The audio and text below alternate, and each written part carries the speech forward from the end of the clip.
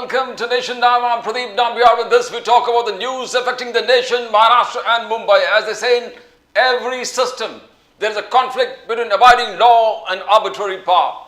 The test for every democracy, it stands or it falls according to its own choice, whether to give supremacy to the law or to the will of the people, whether to constitute a moral association maintained by duty or a physical one kept together by force.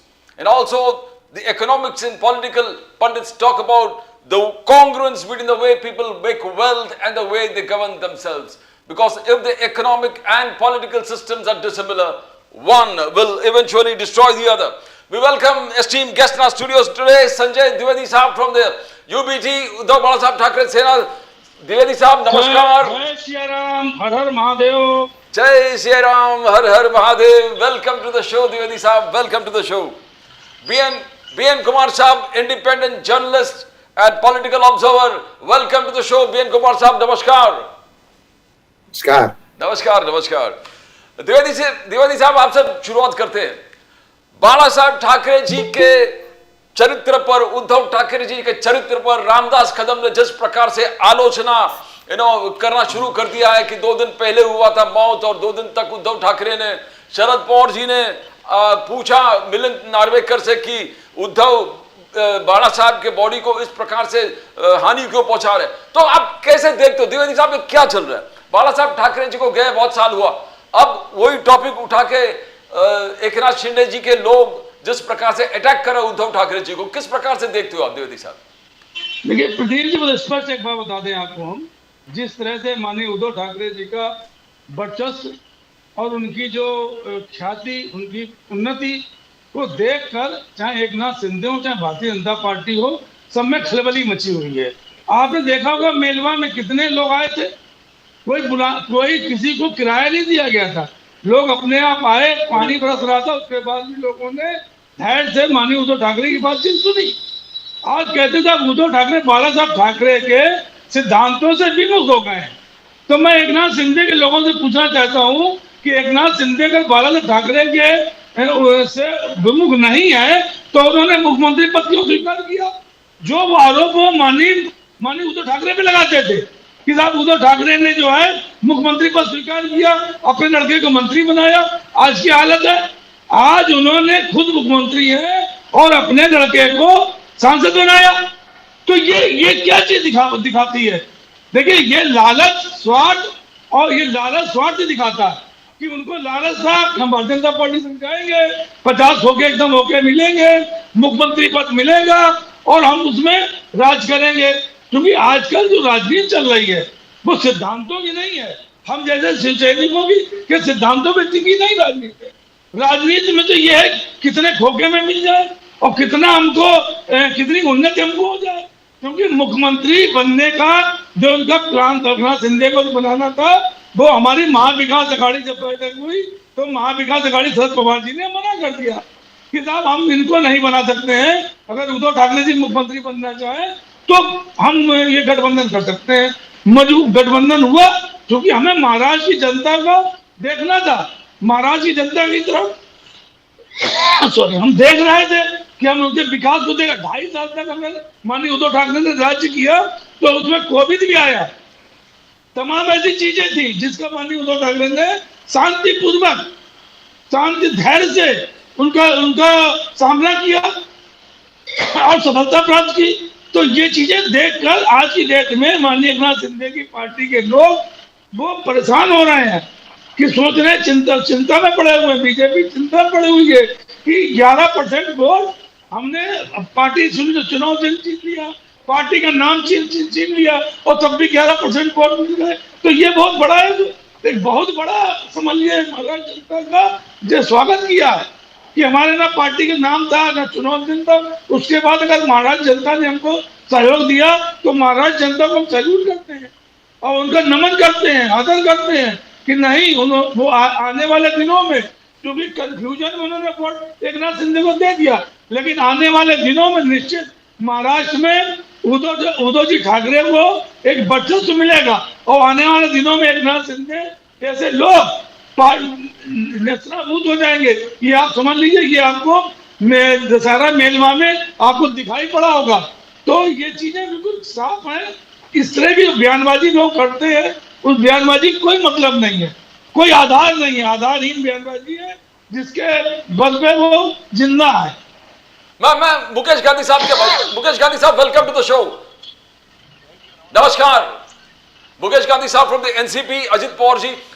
Mukesh Gandhi साहब, you have been very close to the Thackeray family. आप Thackeray family से बहुत close थे, बाला साहब ठाकरे जी के बहुत करीब के थे।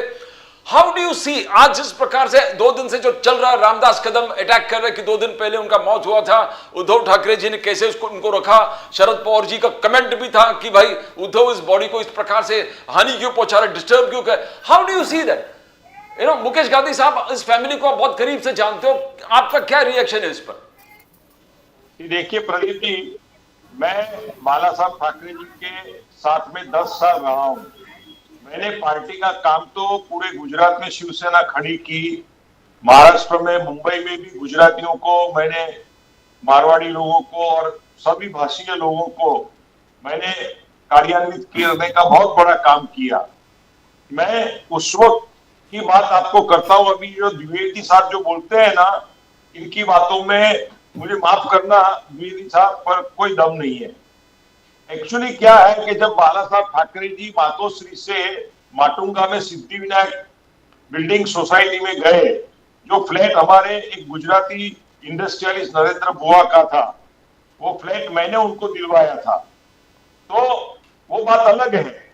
पर जब उद्धव ठाकरे जी की जब बर्थडे हुई और उन्होंने उनको उत्तराधिकारी के रूप में वो शिवसेना शिवाजी पार्क में जब डिक्लेयर करने वाले थे, तब मैंने बाला साहब ठाकरे जी को अपने छूटे मुंह, बड़ी बात होनी चाहिए, पर मैंने उनको कहा कि बाला साहब, आप उद्धव ठाकरे जी को उत्तराधिकारी बनाए, उसमें मुझे मेरा कोई ये नहीं है मत, पर आप शिवसेना को एक आरएसएस की तरह व्यक्ति विशेष के ऊपर की एक संगठना, छात्र संगठना बनाइए, जो हिंदुत्व की रक्षा के लिए आगे जाकर आने वाले वर्षों में बहुत काम लगेगी। पर बाला साहब के विचार कुछ उस टाइम में उद्धव ठाकरे जी के साथ में उनका ममत्व था, राज ठाकरे जी का तो कोई प्रश्न ही नहीं आता था उस वक्त, तो उद्धव ठाकरे जी को कमान सौंप दी। उद्धव ठाकरे जी ने काम अच्छा किया।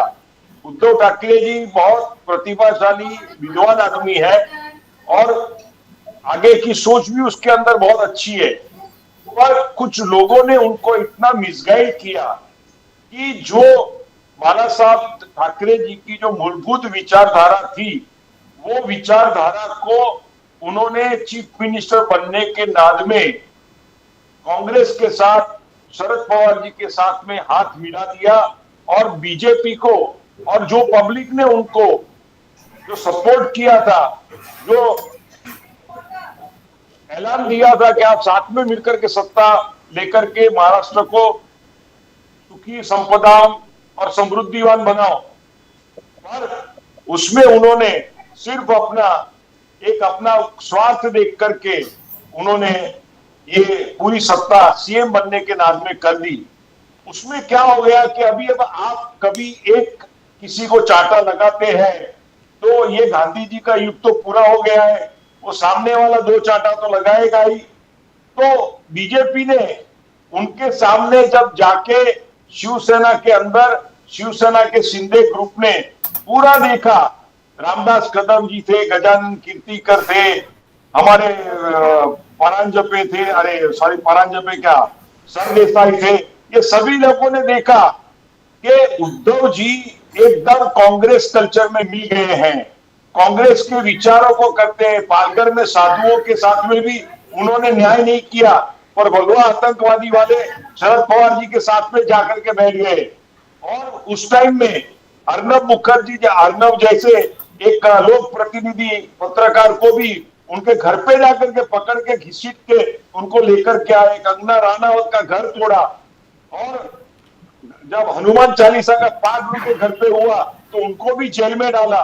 ये सब काम उन्होंने हिंदुत्ववादी विरोध में काम करना शुरू कर दिया, सिर्फ कांग्रेस के राहुल गांधी जी को और शरद पवार जी को प्लीज करने के लिए। तो जब ये पूरा आक्रोश पार्टी से उठा और उसमें से बीजेपी का सरकार लेके हमारे शिंदे जी ने जब अपनी शिवसेना को अलग कर दिया, अपने कार्यकर्ताओं को अलग कर दिया, तो ये एक बहुत बड़ा काम हो गया। और आज जिस तरह से शिंदे जी ने एक सक्सेसफुल अपना जनाधार बनाया, लास्ट विधानसभा में 70 से ऊपर सीट वो लेकर के आए और उन्होंने कोई खोखा नहीं लिया, कुछ नहीं किया। करप्शन तो शिवसेना ने कितना किया है 30 सालों में, वो लोगों के सामने है कि क्या प्रोग्रेस हुआ है। शिंदे जी ने जैसे सीएम बन गए, उन्होंने सीएम बनते हुए ही जो जितने हुए सारे प्रकल्प थे इंफ्रास्ट्रक्चर के, हमारे 52 चाल के और ऐसे कई प्रयोग थे, शिव थाली थी, ये वो सारे प्रयोग उन्होंने फटाफट चालू कर दिए। और कोविड के टाइम में जो डेडलॉक था वो डेडलॉक को भी उन्होंने भर दिया।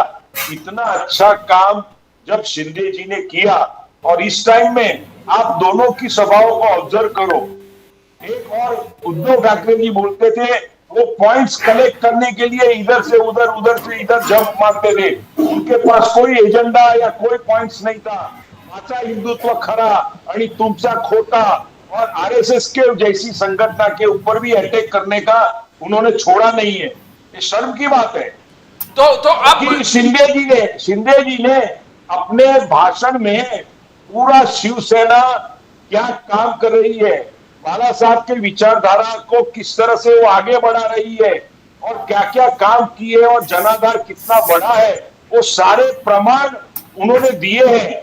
और जो रामदास कदम जी ने कमेंट की, वो कमेंट के साथ में भी मैं सहमत हूं कि जो बाला साहब ठाकरे जी की अंतिम अवस्था की जो पीड़ा थी वो बहुत ही दयनीय थी, दुखपूर्ण थी।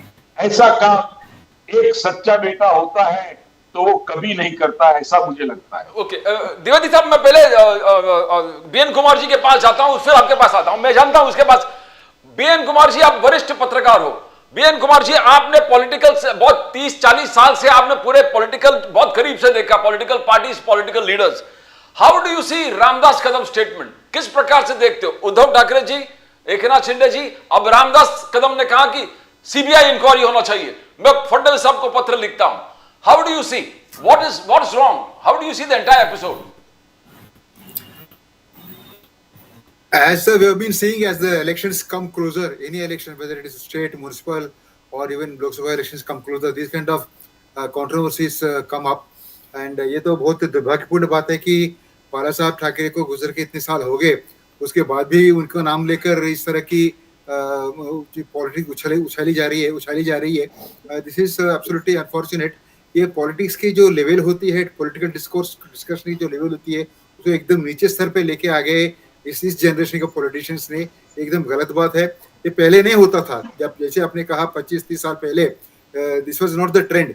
एक डिसेंट डिस्कोर्स होता था, there used to be public issues with to discuss issues that matter to the people, to the common man, to people you and me. There are so many city issues which are pending. ये सब छोड़कर इस rally के बहाने आप लोग personal allegations करते हो, पर्सनल अटैक्स करते हो। This is absolutely wrong and it is a very bad trend. This is not good for democracy. क्योंकि आज अगर मैं कुछ कहूं आपके खिलाफ, आप मुझ पे पलटवार करोगे, आप फिर कोर्ट में जाओगे, कोर्ट में इसकी और गंदगी उछाली जाएगी। I mean this is all nothing but diverting the attention of the people from the main issues. ये बहुत जरूरी है आज के तारीख में कि issues that matter need to be discussed. This is absolutely wrong. ये इस तरह की पॉलिटिकल डिस्कोर्स को तो तुरंत रोकनी चाहिए। और I think mister Fadnavis being a sensible man, he should also step in and control the people who are indulging in these kind of tactics. Pradeep. Dwivedi साहब, आप सुने जो गांधी साहब ने कहा, how do you see that? आप पहले उनका जवाब दीजिए, फिर मैं प्रश्न पूछता हूं आपको। द्विवेदी साहब, आप उंगली उठाए थे, बात करना था आपको। गांधी जी मुकेश गांधी जी अजीत पवार के साथ में इस समय है। हाँ, वो अजीत दादा पवार जिंदगी भर जो है वो कांग्रेस के साथ में रहे। तो मुझे बड़ी हंसी आती गांधी जी के विचार सुनकर कि जो व्यक्ति, जिनकी पार्टी जिंदगी भर कांग्रेस के साथ रही हो, कांग्रेस के मंत्रिमंडल में शामिल रही हो, वो आज कह रहे सब शिवसेना उद्धव ठाकरे कांग्रेस साथ कैसे आ गए? ये बड़ी अजीब बात है। छोड़िए इस बात छोड़िए। मैं कहता हूँ परिवहन घोटाला भी किसने लगाया? माननीय एकनाथ शिंदे जब मुख्यमंत्री थे, उनके पास परिवहन विभाग था, और परिवहन विभाग में जो घोटाला हुआ था, मैं ज्यादा घोटाले की चर्चा नहीं करूंगा, तो सब आप लोग जानते हैं। वो जो घोटाला हुआ था करीब हजारों करोड़ रुपए का, उसके ऊपर जांच बैठाल दी फडणवीस जी ने। क्यों बैठाल दी भाई? एकनाथ शिंदे द्वारा एसयू भोजन थाली, मुख्यमंत्री तीर्थ यात्रा, किसी किसानों का ऋण माफ करना, 25 लाख नौकरी देना, तमाम ऐसी घोषणाएं चुनाव में की गई थी जब वो मुख्यमंत्री थे। 2100 रुपए देना, वृद्धा महिलाओं को 2100 रुपए देना, तमाम ऐसी घोषणाएं जो की गई थी। क्या एक भी चालू हुई? एक भी हुआ? एक शिव भोजन थाली क्या महाराष्ट्र में लागू हो गई? मुख्यमंत्री तीर्थ यात्रा होने लगी? क्या किसानों का ऋण माफ हुआ? आज किसान जो इनकी तरफ देख रहे हैं, जो जिनकी ऋण की वजह उनको आत्महत्या करनी पड़ रही है, और ये बैठ के यहाँ पे गाल बजा रहे हैं कि साहब नहीं, बहुत अच्छा काम किया। देखिए, ये सब है स्वार्थ। माननीय बाला साहब ठाकरे कहते थे गद्दारों के लात मार के भगा दो, ये बाला साहब ठाकरे के नियम थे।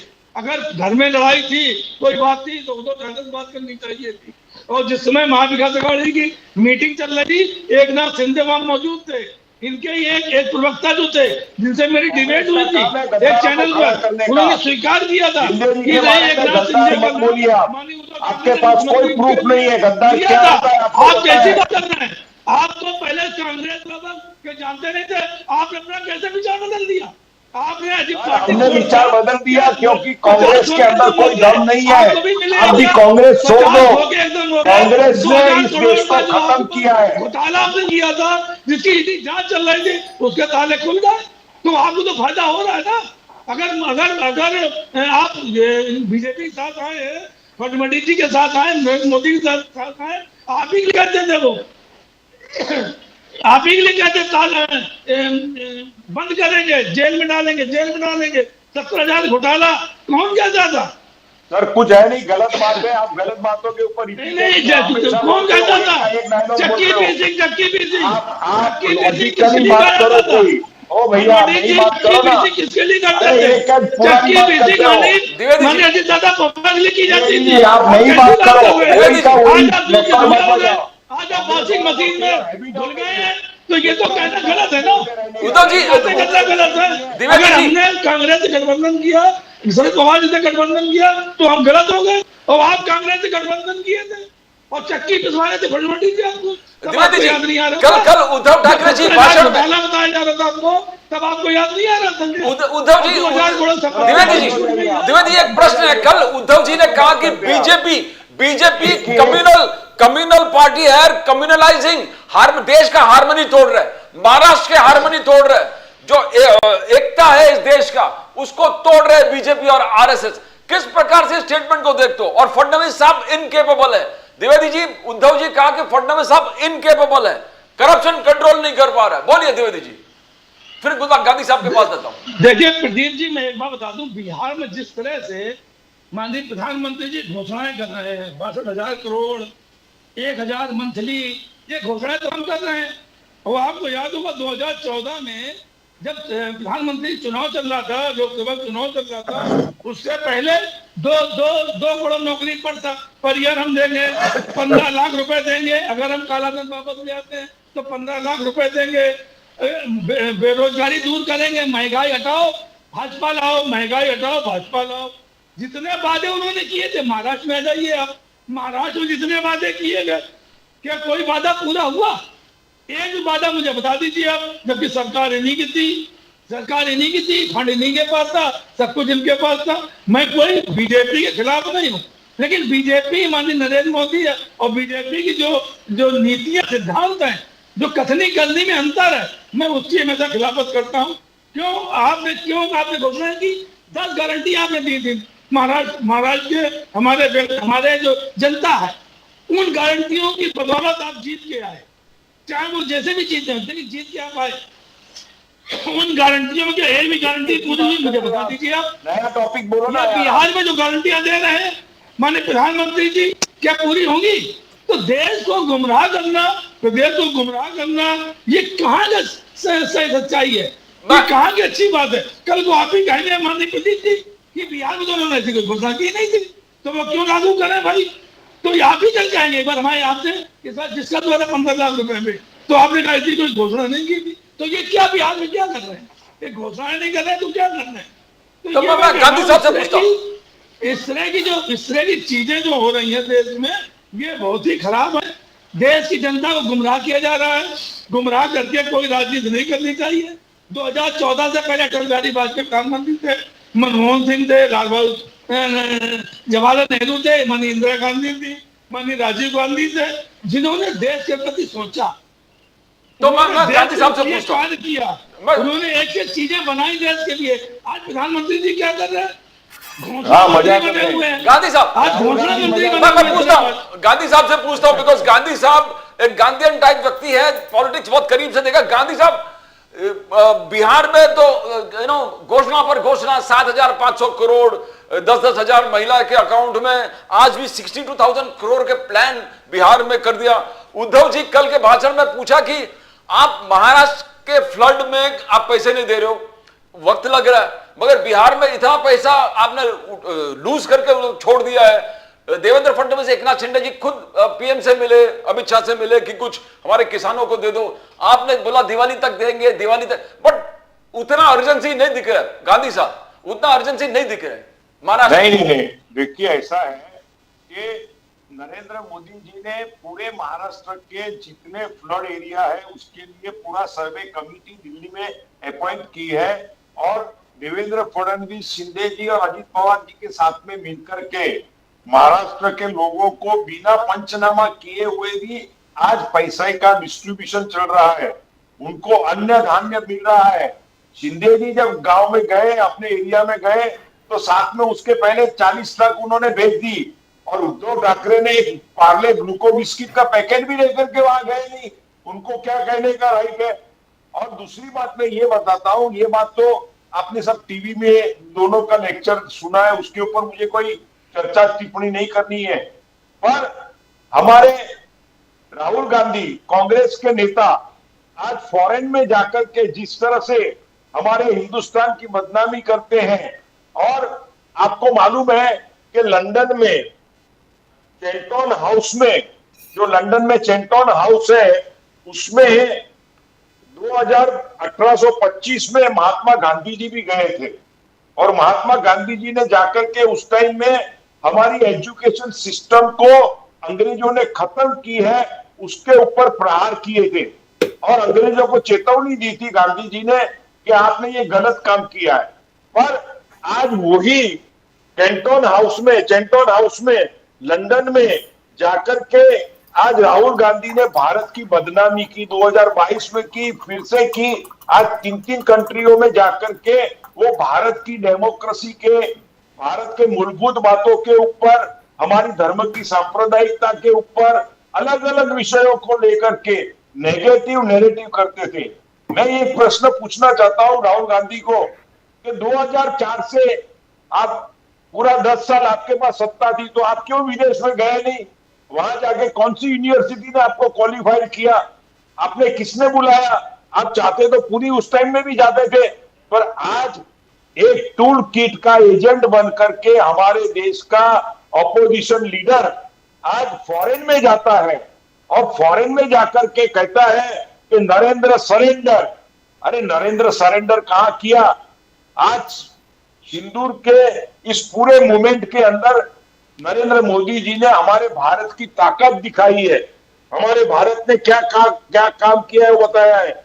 आज जब 26/11 में कसाब से लेकर के 200 लोग हमारे हिंदुस्तान में मर गए, तब उस वक्त अभी आपने सुना होगा कि मेघा प्रसाद एबीपी न्यूज की रीडर ने चिदम्बरम का एक इंटरव्यू लिया, और उस इंटरव्यू के अंदर चिदम्बरम ने कहा कि मैंने और उस वक्त के फॉरेन के शंकर मेनन जो एडवाइजर थे सोनिया गांधी के सलाहकार थे, इन्होंने मिलकर के उनको कहा कि हमको अटैक करना चाहिए।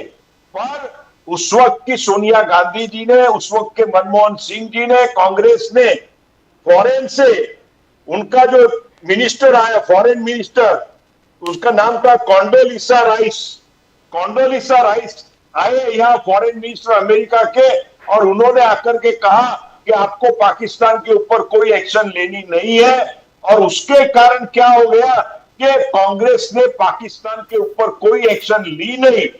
जबकि इस वक्त पहलगांव का इश्यू हुआ तब नरेंद्र मोदी जी ने ऑपरेशन सिंदूर करके पाकिस्तान को जमीन दिखा दी, और अमेरिका की कोई इन्फ्लुएंस में वो आज तक नहीं आए।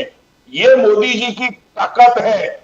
और राहुल गांधी धीरे धीरे धीरे करके, हमारे कहना नहीं चाहिए पर देशद्रोह की प्रवृत्ति में जुड़ गए हैं, और हमारे द्विवेदी जैसे ब्राह्मण लोगों को ऐसी कांग्रेस को छोड़ देनी चाहिए जिसके, हमारे एक वक्त में मैं गांधी जी का भी क्रिटिसाइज करता हूं, एक वक्त में, मुझे 2 मिनट देना सर। बिल्कुल बिल्कुल, बोलिए बोलिए। 2 मिनट देना सर। हाँ। महात्मा गांधी जी ने भी क्या किया कि हिंदुस्तान के हिंदू मुसलमानों को एकता करने के लिए हमारा रघुपति राघव राजा राम जो भजन था, वो भजन को ट्विस्ट कर दिया, बदल दिया, फिर भी ये देश में कोई परिस्थिति चेंज नहीं हुई। रघुपति राघव राजा राम पतित पावन सीताराम, फिर आगे उनका वर्डिंग क्या था, सुंदर विग्रह मेघा श्याम गंगा तुलसी शालिग्राम भद्रा गिरीश्वर सीताराम भगत जनप्रिय सीताराम। ये हमारा ओरिजिनल वर्डिंग था।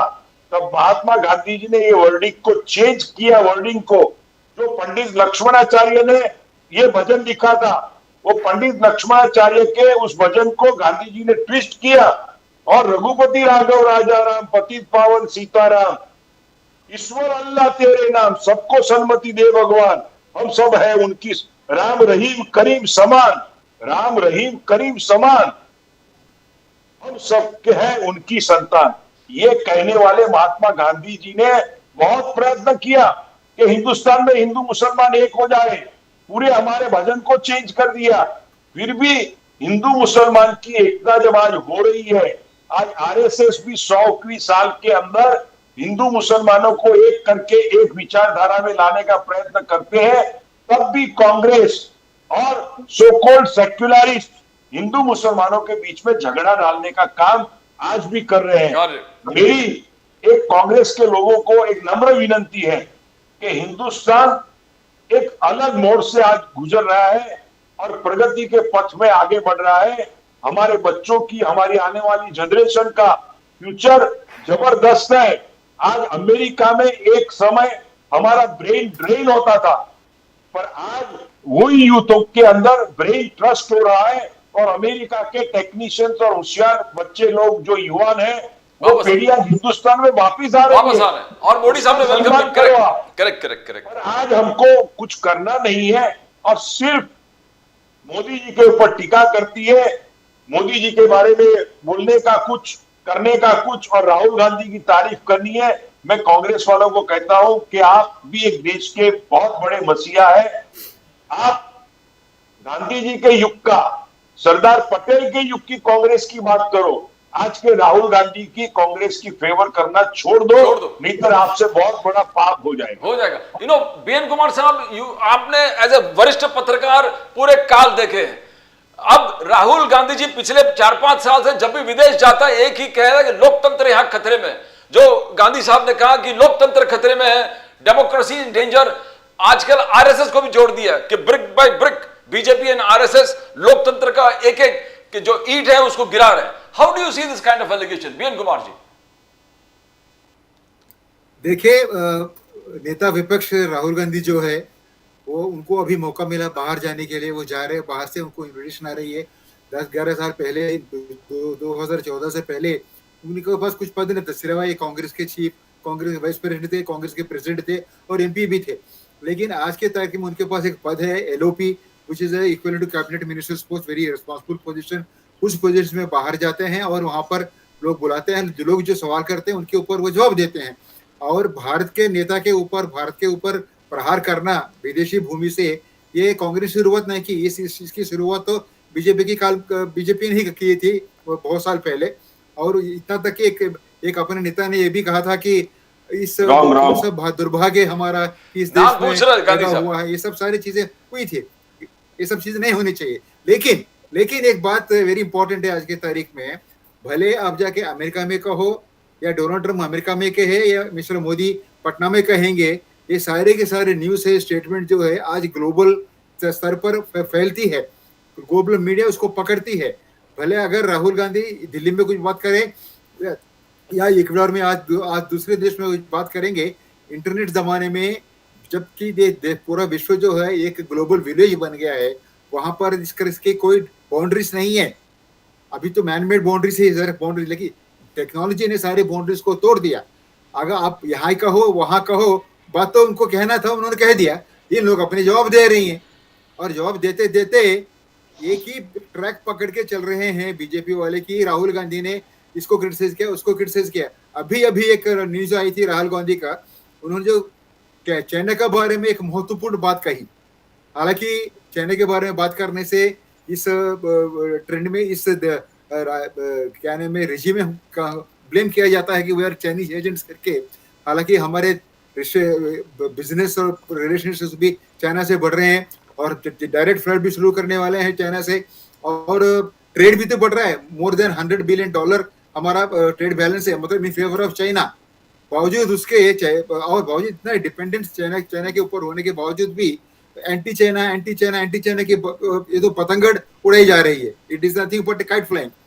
और एक इंपॉर्टेंट चीज अभी मैं पढ़ रहा था, जैसे अपने डिस्कशन चल रहा था यहाँ पर, राहुल गांधी जी का एक स्टेटमेंट है वहां पर उस वहां की धरती से कि China is emerging as a energy leader, यानी कि सोलर के उसके ऊपर उन्होंने इतना ही काम किया चाइना ने पिछले 10 साल में, और टेक्सटाइल के ऊपर, इसके ऊपर मैन्युफैक्चरिंग के ऊपर China has become a very big manufacturing hub, वो उसका एक स्ट्रेंथ है। और उन्होंने ये बात कही कि चाइना का इस तरह का ग्रोथ जो है it is bad for India's democracy, because he is very right. क्योंकि जिस तरह से चाइना और अपने से आगे बढ़ते जाएगा और हमारी डिपेंडेंसी चाइना के ऊपर बढ़ते जाएगा और चाइना का दबाव हमारे ऊपर बढ़ते जाएगा ना। कल को अगर पाकिस्तान से कुछ झगड़ा हुआ, अभी भी रिसेंटली ऑपरेशन सिंदूर में ये बात सामने आई, चाइना ने पाकिस्तान को हेल्प किया हमारे खिलाफ और उसके ऊपर हम कुछ नहीं कर सके। और 2 दिन पहले थे हम डिस्कस कर रहे थे RIC, Russia India China axis, which is good, वो होनी चाहिए। एक alternative business, international business mechanism, international geopolitical pressure group होने की जरूरत है, क्योंकि ट्रंप जैसे आदमी को ज्यादा बढ़ावा नहीं देनी चाहिए। जैसे इनके आदमी को ये तो विदाउट बेस, विदाउट एनीथिंग कुछ भी बात करते रहते हैं। आज तक उन्होंने 50 बार कह चुका है मैंने इंडिया पाक युद्ध को रोक दिया। ये सारी चीजों को मद्देनजर रखते हुए we should be concentrating on issues that matter, और व्यक्तिगत आरोप जो है उसके ऊपर बिल्कुल ध्यान नहीं देनी चाहिए, आरोप करने भी नहीं चाहिए। प्रदीप द्विवेदी साहब, संजय द्विवेदी जी, पुतिन साहब ने भी मोदी साहब का तारीफ किया, बोले कि उन्होंने जिस प्रकार से मोदी साहब ने ट्रंप से डील कर दिया है, ये पूरे दुनिया ने इसको सराहा है। बोला कि बहुत जबरदस्त तरीके से नेशनल इंटरेस्ट को सामने रखे विदाउट कॉम्प्रोमाइजिंग। मगर उद्धव जी हमेशा आलोचना मोदी जी पे वोट चोर, ये चोर, पार्टी चोर। कल भी उन्होंने कहा कि पार्टी चोरी किया, शरद पवार जी के पार्टी को फोड़ दिया, हमारे पार्टी की। क्या है, क्या आप वो लीडरशिप क्वालिटीज मोदी साहब में नहीं दिख रहे आपको, और जो अचीवमेंट है वो नहीं दिख रहे? पूरे दुनिया तारीफ कर रहे मोदी साहब का। द्विवेदी साहब जी, आप तो एक वकील एडवोकेट भी हैं, मैं उस पर भी अभी आऊंगा। भी गांधी जी की बात पे मैं आता हूँ। हाँ, गांधी साहब अभी इन्होंने बड़ी तारीफें की मानी राहुल गांधी जी की, जबकि वो प्रतिपक्ष के नेता हैं। प्रतिपक्ष के नेता संवेदन पद पे हैं वो, जो आप उनकी एक मानता है, सर माननीय PM के बाद उनका पद है और जिनका सम्मान करना चाहिए। लेकिन बड़ी तारीफें गांधी जी ने की। गांधी जी छोड़िए, भारतीय जनता पार्टी के तमाम नेता माननीय राहुल गांधी जी की बड़ी तारीफ करते हैं। वो बाहर गए, उन्होंने ये बोला, यहाँ आए उन्होंने ये बोला। भाई मंगलसूत्र गिरवी रख घर जाए किसने कहा? 50 करोड़ की जर्सी गए किसने कहा? और एक माननीय मोदी जी ने यहाँ तक कहा कि दुर्भाग्य है एक देश में क्या 2014 में कि साहब दुर्भाग्य है जो इस देश में हम पैदा हुए। मगर जिस व्यक्ति ने ये बात कही कि इस देश में पैदा होना दुर्भाग्य है, तो उसने बाहर इनसे स्टेटमेंट दिया। तो वो स्टेटमेंट देखिए, माननीय राहुल गांधी स्टेटमेंट देखिए, आपको मालूम पड़ेगा किसका स्टेटमेंट सबसे खतरनाक था। क्या मुझे लग रहा है कि प्रदीप जी, आपको लग रहा है कि हमारा दुर्भाग्य जो हम भारत देश में पैदा हुए? मुझे तो नहीं लग रहा भाई। स्टेटमेंट नहीं किया मोदी मोदी जी ने, क्या गलत बात करते हो आप? यही स्टेटमेंट दिया, आप पता कर लीजिए। बिल्कुल नहीं गांधी दिया। जी कहाँ आपको- कौन सा रेफरेंस में आप बताते हो? मोदी आपकी जी ज्ञान कमी है, ज्ञान की कमी है, पता कर लीजिएगा। डिबेट डिस्टर्ब ना करिए, आप पता करिएगा।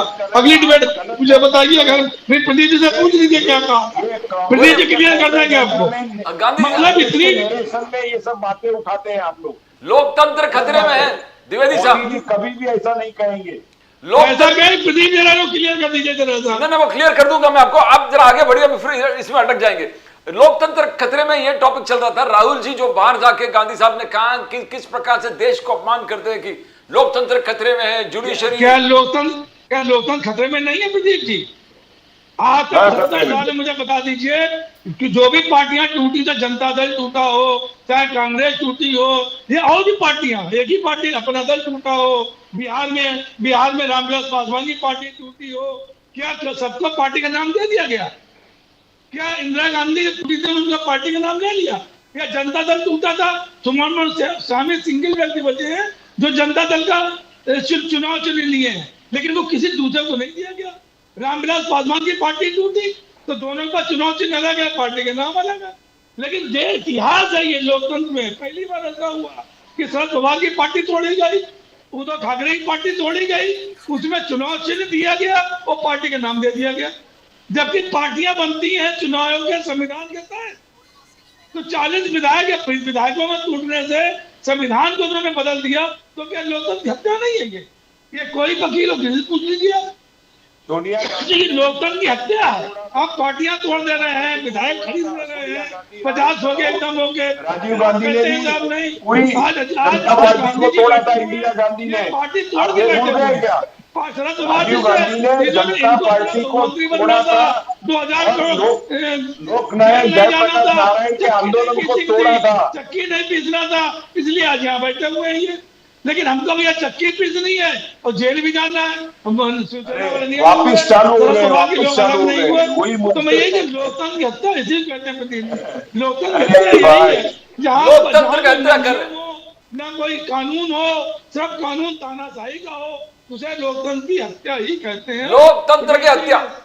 मुकेश गांधी साहब, जो द्विवेदी साहब कह रहे हैं कि लोकतंत्र की हत्या हो रहा है, उन्होंने पूरे इंसिडेंसेस दिए। इतने बार आपने लोकतंत्र की हत्या की है। मोहन भागवत जी, आरएसएस ने पूरे इंस्टीट्यूशंस ने अपने हाथ में कब्जा करके रखा है। इलेक्शन कमीशन जिस प्रकार से वोट चोरी, कल उद्धव ठाकरे जी भी कह रहे हैं कि वोट चोरी कर दिया, पार्टी चोरी कर दिया और हमारा कोई सुनवाई नहीं हो रहा है। तो जब राहुल जी कह रहे हैं कि लोकतंत्र अंडर डेंजर, संविधान डेंजर में है, judiciary is being intimidated, opposition leaders are being targeted, minorities are being attacked, थोड़ा सुनने में पूरा दुनिया देख रहे गांधी साहब। देखिए प्रदीप जी, द्विवेदी साहब को तो क्या है, जो कांग्रेस की ऊपर से लिखी हुई स्क्रिप्ट है वही पढ़ने की आदत है, पर आप पूरा एनालिसिस करो भैया। आज लोकतंत्र खतरे में नहीं है, पर लोकतंत्र का आज डेमोक्रेसी को जिस तरह से बीजेपी और मोदी जी ने संभाला है, इस तरह से आज वर्ल्ड में कोई डेमोक्रेसी हिंदुस्तान के जैसी स्ट्रॉन्ग नहीं है। चाइना ने भले प्रोग्रेस किया पर वो कम्युनिज्म के ऊपर किया, रशिया ने किया कम्युनिज्म के ऊपर किया, और अमेरिका का डेमोक्रेसी भी जो है वो भी वन सॉर्ट ऑफ डिक्टेटरशिप के अंदर मिलके हुई आती है। जब भारत की डेमोक्रेसी वो स्वतंत्र रूप में है, और जिस तरह से नरेंद्र मोदी जी ने इलेक्शन कमिश्नरों को बिठा करके उनके पास से ऑनेस्ट काम करवाया है, उन्होंने पहले बैलेट पेपर नहीं था तो फिर अभी ये आया, तो इसके ऊपर भी कांग्रेस प्रहार करती है। पर कभी भी मोदी जी ने कोई इलेक्शन सिस्टम को हाथ में लेकर के कभी भी ऑपोजिशन को तोड़ने का प्रयत्न नहीं किया है।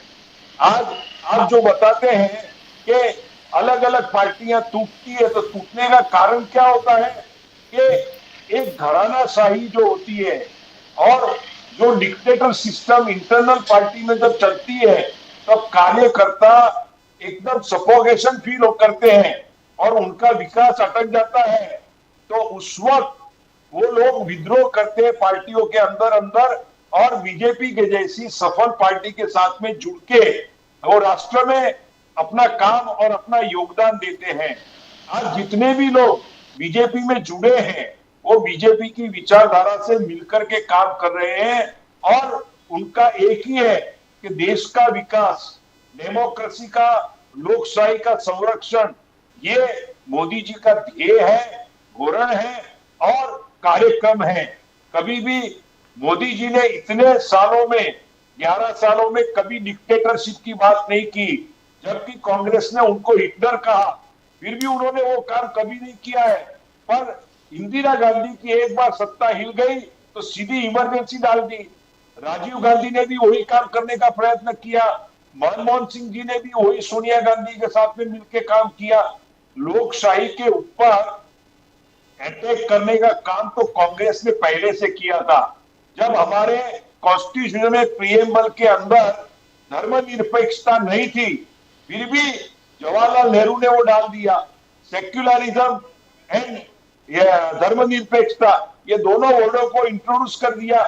1972 में राजीव गांधी ने हमारा वर्शिप एक्ट डाल करके हमारे हिंदू धर्म के मंदिर का हम वापिस इलोरा की अजंता की मूर्तियों को हम रिपेयर भी नहीं कर सकते हैं।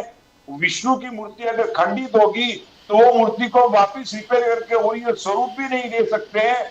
और दुख की बात है कि आज सुप्रीम कोर्ट के जैसी संस्था में भी कांग्रेसी विचारधारा के कुछ निर्णायक वर्ग बैठे हैं, वो भी हिंदुओं के खिलाफ आज कभी कभी स्टेटमेंट देते हैं। तो मेरा ये कहना है कि भारत में लोकशाही खत्म नहीं हुई है, लोकशाही का उदय हो रहा है, विकास हो रहा है और आज मोदी जी उसके लिए समर्पित है। बट यू नो गांधी साहब जब आरएसएस कह रहा है कि we need a debate on socialism and secularism, socialism secularism पे हमको डिबेट करना है, पूरे देश में डिबेट हमको करना है, तो क्या एक भय का वातावरण नहीं हो रहा पूरे देश में कि सेक्युलरिज्म और ये सोशलिज्म हमारे पिलर ऑफ कॉन्स्टिट्यूशन है, उसको आप हिलाना चाहते हो गांधी साहब? You want to destroy those pillars. तो प्रदीप जी, हाँ, छोटे मुंह बड़ी बातें हैं, पर मैं आरएसएस को इतना ही कहना चाहता हूं कि अब जो कांग्रेस जो नैरेटिव बनाती है उनका जवाब देने का काम 101 ईयर से जब शुरू होता है ना, तो आरएसएस को कांग्रेस के नैरेटिव के ऊपर जवाब देने की जरूरत नहीं है। क्यों नैरेटिव के ऊपर जवाब देते हो आप? उनको उनकी चाल पे चलो, हाथी अपनी चाल में चलता है सर। आज आरएसएस, बीजेपी हाथी चले बाजार और कुत्ते भौंके हजार, तो भौंकने दो उनको, क्यों आप उनके पीछे लगते हो? आरएसएस को उनको जवाब नहीं देना चाहिए। सेक्युलरिज्म हमारे देश में जब तक हिंदुओं की वस्ती मेजोरिटी में है तब सेक्युलरिज्म इस देश में रहेगा। हमारे मुस्लिम भाइयों को देखना चाहिए कि आज पाकिस्तान में मुसलमान के कारण उन्होंने पूरा एक अलग देश बना दिया, बांग्लादेश बना दिया। न तो वहां के लोग सुखी है, समाधानी है और आज भूखे और तकलीफ में से गुजर रहे हैं। अंदर अंदर लोग एक दूसरों का मर्डर कर रहे हैं और वहां की गवर्नमेंट अपने ही लोगों के ऊपर गोलियां चलाती है। तब भारत में आज एक शांति का, विकास का, आनंद का, प्रमोद का, हमारे यहाँ अच्छे हॉलीवुड के लोग से भी ज्यादा आज हमारा बॉलीवुड, जिसमें शाहरुख खान भी है और अक्षय कुमार भी है और हर प्रकार के धर्म के, मजहब के लोग साथ में मिलकर के ये बॉलीवुड को भी समृद्ध कर रहे हैं। ये लोकशाही है जहां कला, संस्कृति और शांति से पनपती है। उस देश का विकास के लिए हमको गौरव करना चाहिए। और आरएसएस को मैं एक ही कहूंगा, बहुत बड़ी संस्था है, बहुत बड़े लोग हैं, पर मैं उनको ये कहता हूं कि आप कांग्रेस के नैरेटिव को जवाब देना भी बंद करो और आपकी जो विचारधारा है, आपकी जो चाल है हाथी की, उस चाल पे आगे बढ़ते जाओ। और कांग्रेस और राहुल गांधी के जैसे शरद पवार, शिंदे, अपना सुशील कुमार शिंदे, ऐसे लोगों के सामने आप मत जाओ। तमिलनाडु के स्टैलिन के सामने भी मत जाओ। और आज महाराष्ट्र के उद्धव ठाकरे जी अभी नए कांग्रेसी हो गए हैं, उनके भी विचारों के सामने कोई जवाब देने की जरूरत नहीं है। आरएसएस एक जबरदस्त संगठन है, राष्ट्र प्रेमी, राष्ट्र कर्तव्य से काम कर रही है। इनको कांग्रेस के नैरेटिव को जवाब देने की कोई जरूरत नहीं। मैं बीएन कुमार जी से पूछता हूं। बीएन कुमार जी, मोहन भागवत जी ने एक ऐतिहासिक स्टेटमेंट कर दिया था कि हमारा आरएसएस सबको इंक्लूड करते हैं, no discrimination on basis of religion, उन्होंने 100 ईयर सेंटेनरी में भाषण में कहा। मगर बीजेपी जो कर रहा, मोहन भागवत जी ने कहा कि no religious discrimination, but BJP बटेंगे तो कटेंगे, एक है तो सेफ है, अब गजवाए हिंद इस धरती पर पनपने नहीं देंगे, टिकट टू हेल कर देंगे योगी आदित्यनाथ, और ये करते करते जीत जाते हैं इलेक्शन। महाराष्ट्र में स्वीप कर दिया, महाराष्ट्र में जबरदस्त ब्रूट मेजॉरिटी हो गया, सब जगह जीत रहे। तो how do you see this, क्या चल रहा है ये बीएन कुमार जी? ये तो है एक मैं तो इसको इलेक्शन स्टंट ही कहूंगा, क्योंकि इलेक्शन से पहले जैसे जो भी नारे उन्होंने लगाए, आपने दोहराया, उसको मैं दोहराना नहीं चाहता हूँ। ये सारे इलेक्शन स्टंट ही है। और अभी देखिए, अभी बिहार इलेक्शन आ रहे हैं, उसके बाद में तुरंत आसाम इलेक्शन होंगे, वहां पर एक किस्म का पोलराइजेशन की कोशिश की जा रही है, and they are using UP also as a platform to polarise this votes in the Hindi, total Hindi belt. और बाकी रही मिस्टर भागवत की बात, that is there is internal I mean contradiction in whatever he has been saying. एक तो कहते हैं कि सेक्युलरिज्म और सोशलिज्म के ऊपर डिस्कशन होनी चाहिए, और बाद में बोलते हैं सबको लेके चलना चाहिए, इंक्लूसिव पॉलिटिक्स करनी चाहिए, इंक्लूसिव सोसाइटी होनी चाहिए। अगर इंक्लूसिव सोसाइटी होनी है, अपनी संस्था में दिखान, अपने संस्था के हायरार्की में कितने लोगों को अपने लिया, कितने पिछले लोग वहां पर आपके इसमें काम कर रहे हैं। इफ यू से Hindu, all are Hindus, no? I mean, whoever is still living in India, उनका कहना कि मुसलमान भी हिंदू है। As religious, where are you taking? You are only spreading only anti-Muslim propaganda. Where are you taking Muslims as a cohesive, as a internal, as an inclusive group of our society? That they still yet to mature on these grounds. और ऊपर से secularism की बात करते हैं, ये socialism वाली जो कॉन्स्टिट्यूशन में दी गई है, it has already been discussed many number of times. Even Supreme Court has rejected the idea of changing this. वापस उसी चीज को लाके जो again trying to polarize the votes. This is nothing but another election stunt. ना गांधी साहब ने जो कहा you are secular because you are Hindu, वो स्टेटमेंट आप किस प्रकार से देखते हो? हिंदुइज्म है इसलिए सेक्युलरिज्म है, गांधी साहब ने कहा, how do you see that? वो स्टेटमेंट किस प्रकार से देखते हो आप BN Kumar ji? Then they should respect it. No, whatever they say, they should respect it. If you say, I mean, show me how many Muslim MPs are there in the BJP, how many Muslim ministers they have been there. And I mean, I don't want to divide and talk on this Hindu-Muslim agenda narrative. But the fact of the matter is that the moment elections come, they come out with spill over this anti-Muslim propaganda, anti-Muslim narrative. Whether it is Assam Chief Minister, whether it is UPCM, I mean, they don't hide these tendencies. If it is inclusive society, you work as an inclusive society. It is somebody criticizing Muslim, the top leaders should stop this attacks on minorities and other communities. That they don't do. They allow this unrest to continue, built up to certain level. Then they say, ऐसा नहीं होना चाहिए था। सब होने के बाद में अभी एक सज्जन ने कहा था, बीच में मैं सुन रहा था दूसरे चैनल की डिबेट पे, ये लोग जाके श्री भगवान राम को मस्जिद में ढूंढते हैं। हालांकि अयोध्या में मंदिर बना चुके हैं ऑलरेडी, वहां पर श्री राम है, वहां पर भगवान रामलला को उन्हें वहां पर विराजमान किया, वहां फिर जाके मस्जिद के सामने चलाते हैं, स्लोगनबाजी करते हैं, जय Shri Ram. Why are you going there to shot Shri Ram? जो मुस्लिम मस्जिद में जा रहा है उसको अपनी इबादत उसकी अपनी करनी दीजिए ना। तो मुस्लिम नहीं कर रहे हैं, why are you trying to provoke these people? Other than dividing, diverting attention, people's attention on this. And here also, I must add one thing. Absolutely wrong statement. There are very media channels like ours, inclusive society. अब आप देखोगे जिसे गोदी media कहते हैं, वहां पर भर के हिंदुइज्म करो. By doing Hinduism, you don't have to provoke the Muslim community, other minorities, and say कि whoever is talking pro-Muslim, who is secular, is anti-Hindu. Whoever is criticizing the BJP government is anti-Hindu. That is wrong. You know, Dwivedi साहब, आपने गांधी साहब को सुना, BN Kumar साहब को सुना, RSS Mohan Bhagwat जी ने कहा सभी धर्म हम अपनाए, सभी धर्म को अपनाए हैं, और आरएसएस चीफ मुस्लिम समाज में खुद बात कर रहे हैं, मुस्लिम लीडरशिप से खुद बात कर रहे हैं, उसमें उद्धव जी को उन्होंने आलोचना किया है कि आप जब मुसलमान लीडर से बात करते हो तो देश हित में क्या बात करते हो। उद्धव ठाकरे अगर मुस्लिम लीडरशिप में बात करते हैं तो आप हिंदू विचारों को त्याग किया। किस प्रकार से देखते हो मोहन भागवत जी, गांधी साहब ने जो कहा सेक्युलरिज्म? बोलिए द्विवेदी साहब। अभी गांधी साहब ने तो पूरी स्क्रिप्ट पढ़ दी सर। हाँ, गांधी साहब ने लिखी हुई पूरी स्क्रिप्ट पढ़ दी सर। बिल्कुल। मैंने क्या कहा था? मैंने कहा पार्टियां तोड़ के चुनाव चिन्ह और पार्टी का नाम दे दिया। मैंने ये नहीं कहा पार्टियां नहीं टूटती हैं, तोड़ दो, चली जाए चुनाव चिन्ह। अरे अजीत दादा पवार शरद पवार चले जाए, क्या दिक्कत है भाई? ममता बनर्जी चली गई, आपके शरद पवार जी कांग्रेस से टूटे, कांग्रेस इंदिरा गांधी खुद टूट के पार्टी बनाई, कोई दिक्कत नहीं है। ये तो चलता रहता है देश में भाई हमारे और गांधी जी की नहीं पट रही है, हमारे विचारों में सहमत नहीं है तो हम तो ठाकरे के साथ बैठे हुए हैं, आप अजीत दादा पवार साथ बैठे हुए हैं। मैंने कहा कि चुनाव में जो गलती की वो गलती ये की जब चुनाव संविधान रजिस्टर्ड होता है तो पार्टी का नाम किसी दूसरे व्यक्ति को नहीं दिया जा सकता है।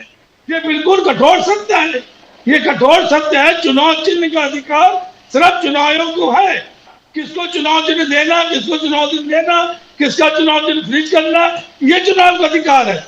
लेकिन पार्टी संजय द्विवेदी ने अगर बनाई है तो संजय द्विवेदी की पार्टी छीन कर एक नाथ शिंदे या मुकेश गांधी को नहीं दे सकते हैं। ये बात मैंने कही थी, वही बात हुआ। शरद पवार की पार्टी ने दादा पवार दे दी गई, उद्धव ठाकरे की पार्टी एक नाथ शिंदे को दे दी गई। ये तानाशाही है। ये तानाशाही कैसे हो रही है? इसको इलेक्शन मेमोरेंडम के ऊपर होता है सर। इलेक्शन में जो ज्यादा मेजोरिटी से जो सीट लाता है उसको इलेक्शन का चिन्ह मिलता है। ये आप बेसिक भूल जाते हो ना भैया। आज तक नहीं हुआ क्यों? तो आपने क्यों नहीं बिहार में बांट दिया? आपने बाकी लोगों क्यों नहीं दे दिया? पार्टी नाम दे देते। यूपी में टूटी पार्टी क्यों नहीं दे दिया उनको? अब बिहार में रामविलास पासवान की एक आदमी पार्टी नाम दे देना चाहिए था, क्यों नहीं दिया आपने? क्यों? वो आपके साथ में है। क्योंकि पार्टी का नाम नहीं देते, आप चुनाव चिन्ह न देते तो महाराष्ट्र में चुनाव चिन्ह कैसे जीतते? ये तो सोची समझी रणनीति है, ये तो लोकतंत्र की सोची समझी हत्या करना है। जब उद्धव ठाकरे मुसलमानों के लिए करते हैं मुख्यमंत्री तो आप कहते नहीं साहब मुसलमान तो अब चले गए। वो अब आरएसएस जो बात कह रही है क्या उससे आप सहमत है? मतलब यही रणनीति है आपकी, यही दिखावा है आपका, यही जुमला है आपका, यही झूठ बोलने की शक्ति आपके अंदर है। क्या कहते हैं कथनी करनी में आपके अंदर है। कौवा कान ले गया, दौड़ते चले जा रहे हैं। कौवा नाक ले गया, नाक ढूंढने के चले जा रहे हैं भागते हुए, और नाक देख ले रहे कहाँ पे है। तो ये चीजें जो क्या कहती हैं, ये कहती है देश में तानाशाही लगाने की बात करती है। यही इसी कहते हैं देश में तानाशाही लागू है, इमरजेंसी लागू है। आप जो इंदिरा गांधी की बात करते हैं मानवर, इंदिरा गांधी इमरजेंसी लगाई और 2.5 साल बाद इंदिरा गांधी 350 सांसद लेके पुनः चुन ली गई। तो बताइए मुझको आप, 350 सांसद चुनी गई। तो इमरजेंसी इस देश की जनता ने इमरजेंसी सही माना।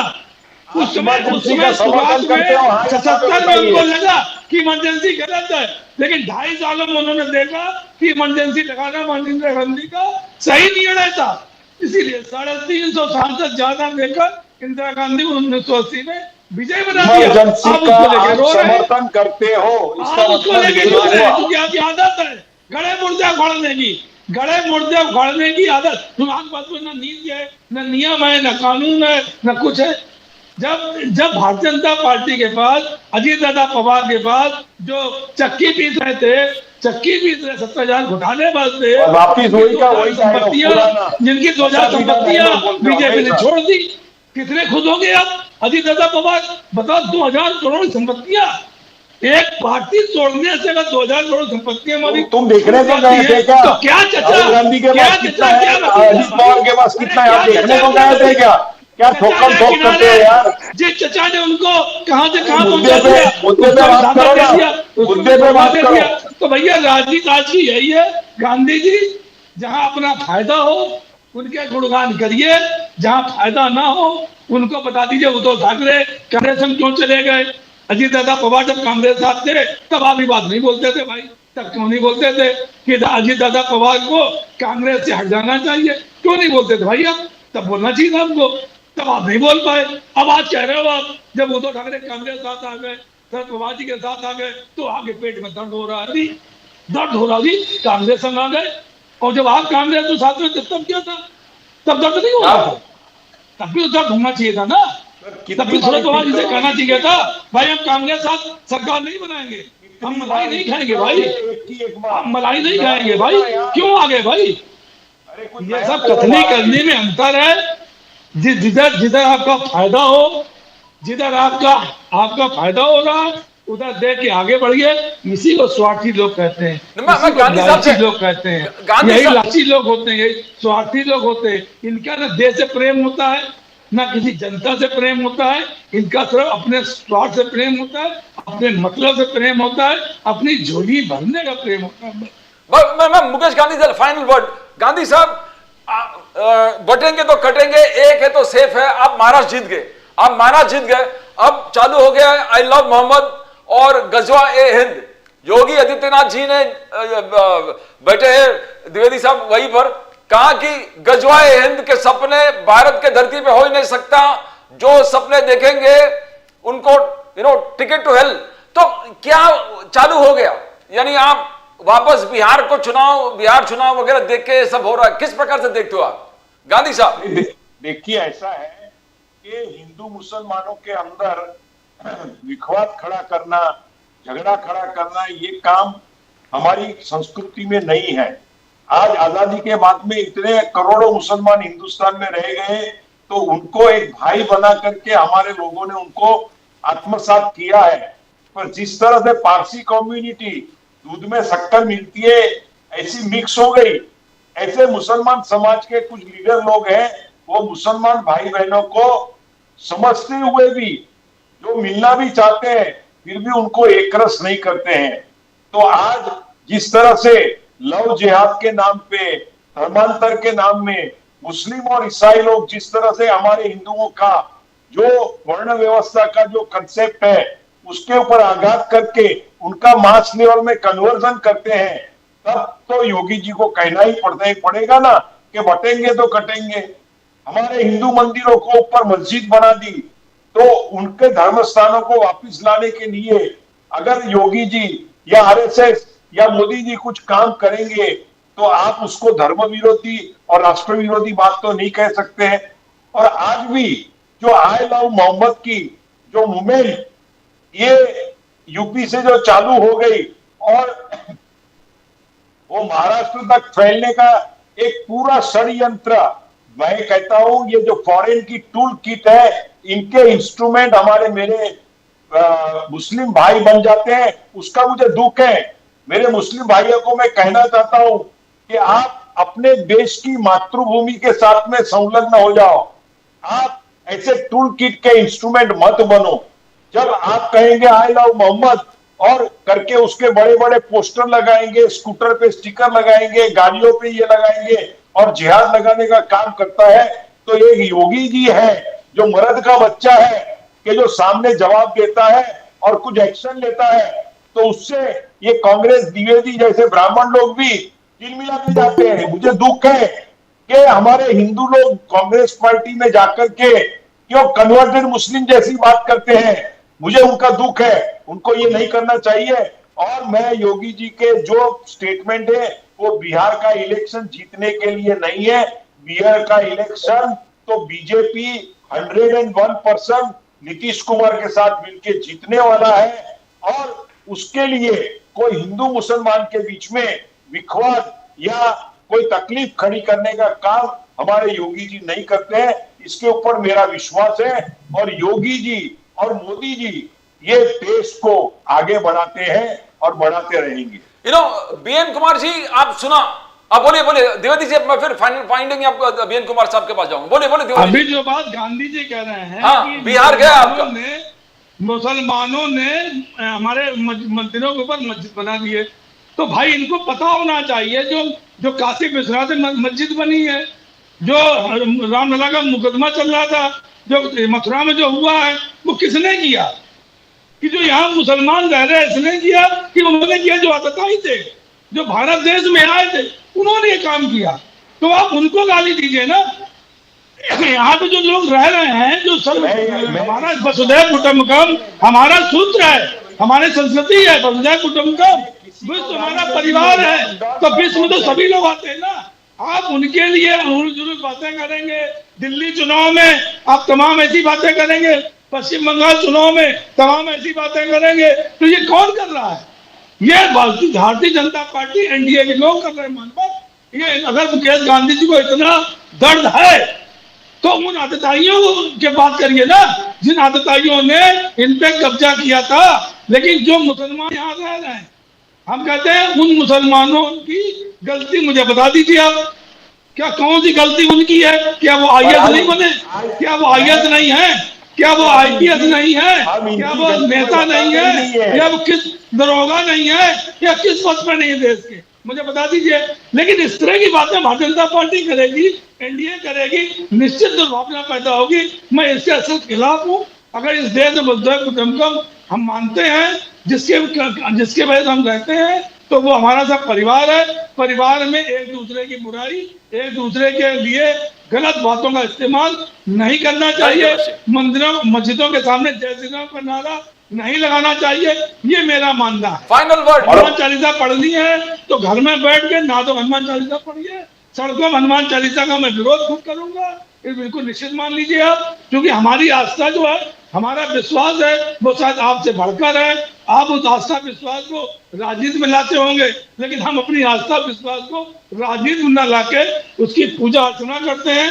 उस आस्था के साथ भगवान श्री राम को पूजते हैं, उस आस्था के साथ हनुमान जी को पूजते हैं, उस आस्था के साथ शिव भगवान को पूजते हैं। जो हमारी आस्था है, उस आस्था के साथ मैं खिलवाड़ नहीं होने दूंगा, ना मैं चाहूंगा। BN Kumar ji, the final word. BN Kumar ji, गजवाए हिंद योगी आदित्यनाथ जी ने कहा कि ये भारत की धरती में होने नहीं देंगे, और जो भी इसका प्रचार करेंगे उनको ticket to hell. Yogi Adityanath, how do you see that? Final word BN Kumar ji. देखिए प्रदीप, अपना देश चलता है कॉन्स्टिट्यूशन, डेमोक्रेसी में कॉन्स्टिट्यूशन से बात होनी चाहिए, कॉन्स्टिट्यूशन बेस्ड बात होनी चाहिए, ना कि एक पर्टिकुलर रिलीजियस बेस्ड, ये गजवाए हिंद वगैरह ये सब सारी चीजें जिसको रिवाइव करके vote polarisation and divide and rule जो चीज हमने ब्रिटिशर्स ने सिखाई थी, उसी को लेकर हम अभी भी चल रहे हैं। ये बहुत दुर्भाग्य वाली बात है, इस चीज से दूर रहिए। और मेरा एक सुझाव कि मीडिया से भी not to promote this kind of religious tendencies. Country the nation is bound by the constitution. अब कॉन्स्टिट्यूशन से चलिए। प्लस मेरी एक ही विनती है, please stop dividing people on religious ground. सबको एक साथ लेके चलिए। अगर आप इंक्लूसिव पॉलिटिक्स की बात करते हो, whether it is RSS, whether it is BJP, whether it is Congress, आपकी कथनी और करनी में फर्क नहीं होनी चाहिए। और प्लीज देश को टुकड़े टुकड़े मत होने दीजिए, देश को इकट्ठा रखिए, एक ही रखिए।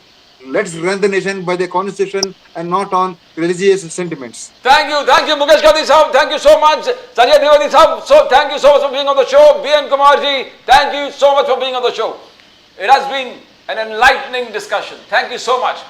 And as we always said with the preamble to the constitution that says, we the people hereby resolve to constitute India into a sovereign, socialist, secular, democratic republic, and to secure to all its citizens justice, equality, liberty and fraternity.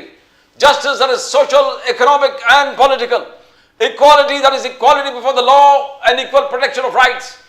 Liberty is freedom of speech, expression, faith, worship and belief, and the right to life, liberty and pursuit of happiness.